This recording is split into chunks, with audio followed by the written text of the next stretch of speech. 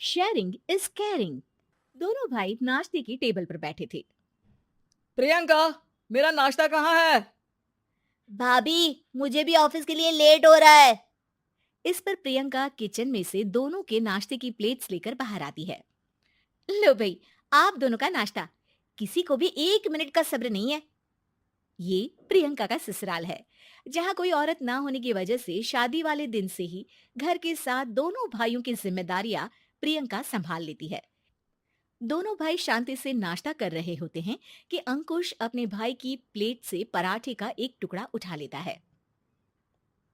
आपको पता है ना, मैं खाना शेयर नहीं करता, फिर भी मेरी प्लेट में से खाना जरूरी है क्या? अरे हद हो गई है, मुझे नहीं खाना अब। अंकुर गुस्से में नाश्ता छोड़कर टेबल से उठ खड़ा होता है। अरे, ये कैसा बिहेवियर है अंकुर?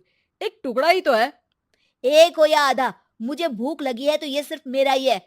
उसे भी किसी के साथ शेयर करने बैठा तो भूखा नहीं रह जाऊंगा। अरे बाबा ठीक है, अब इस पर भी लड़ाई। दूसरा बना देती हूँ, पर प्लीज ऐसे खाना बीच में छोड़कर मत जाओ। इससे अन्न का अपमान होता है। ओ प्लीज भाभी, ऐसी कोई चीज होती ही नहीं है। आपके पास पैसे हैं, खरीदो और खाओ। अगर नहीं खाया जाए तो फेंक दो। अरे दुनिया में सब यही करते हैं। अंकुर बैग उठाकर ऑफिस के लिए चला जाता है, जिसके पीछे उसका बड़ा भाई मायूस सा घर में खड़ा रह जाता है। जिसने बचपन से सोने की चम्मच में खाया हो, उसे दुनिया के बारे में क्या पता होगा? वैसे गलती तो हमारी ही है।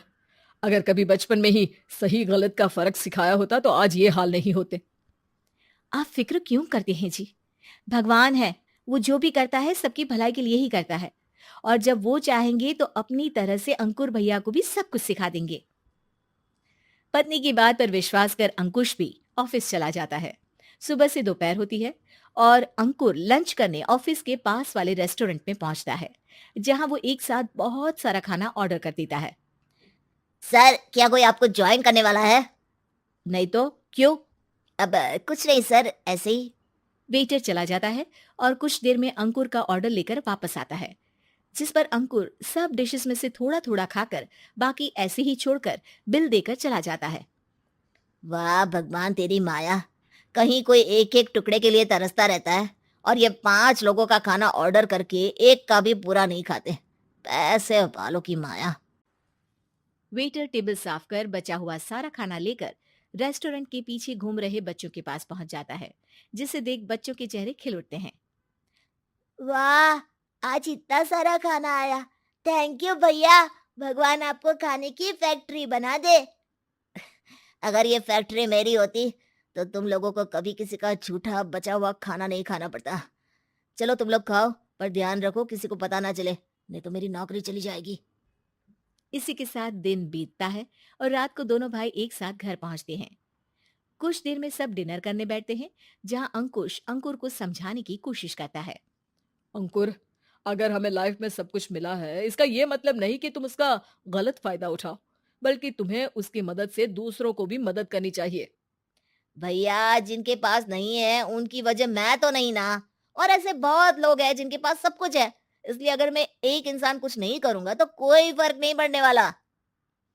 तुम्हारे भैया बस एक चीज समझाना चाहते हैं कि जिस चीज की हमारे पास कमी नहीं है, उसे बर्बाद करने से अच्छा है कि लोगों के साथ शेयर करें।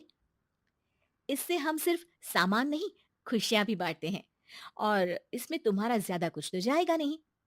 भैया भाभी की बात सुन अंकुर कुछ बोले बिना उठकर चला जाता है। इसी तरह दिन बीतते रहते हैं, जिसमें अंकुश और प्रियंका कोशिश तो बहुत करते हैं, पर अंकुर पर किसी भी चीज का कोई असर नहीं पड़ता। एक दोपहर अंकुर सैंडविच खाते हुए सड़क के किनारे चल रहा होता है। तभी उसकी नजर आइसक्रीम वाले पर पड़ती है और वो सैंडविच सड़क किनारे फेंक आइसक्रीम खरीदने पहुंच जाता है। अब इसे कहते हैं जिंदगी का सुख।